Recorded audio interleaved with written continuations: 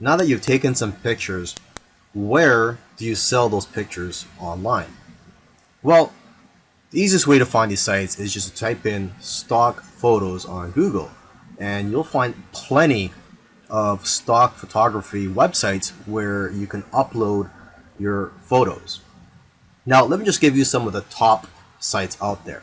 Okay, there is Pond5, which pays 50% of the sale. Alamy, which pays 40% royalty per photo, and there is one photographer that I know of who makes $100,000 per year from just this one website. Okay, and there is iYeem, which pays 50%. A lot of photographers are having success with this site.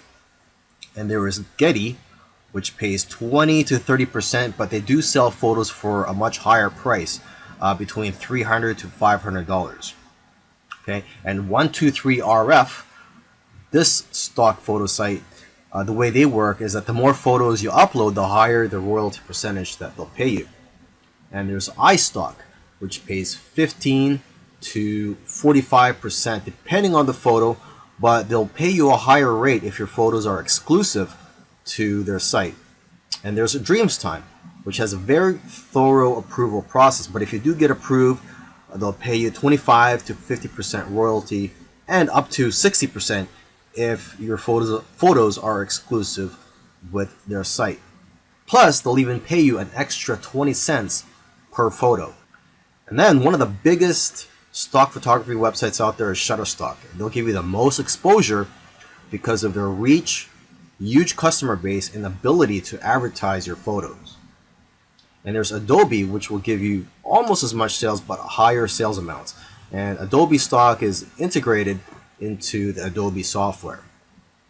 There's iStock Getty Images, which can also get you a lot of sales.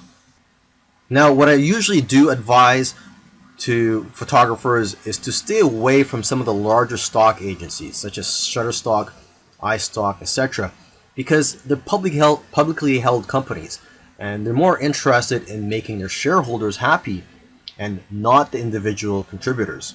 They just don't have the incentive to help contributors grow and make more money. However, if you are a beginner, you may want to try out these larger stock agencies just to test out the waters and to gain experience at first. And then you could try out the smaller agencies such as Dreamstime, Stockfresh, etc. The advantage of working with these smaller agencies is that there's less competition for you as a contributor.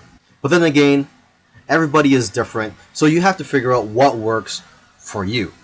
And interestingly, I know of somebody who makes more money uploading to free stock photo sites like Pixabay than other stock photo sites, because people have the option to donate to you when they download your photos for free.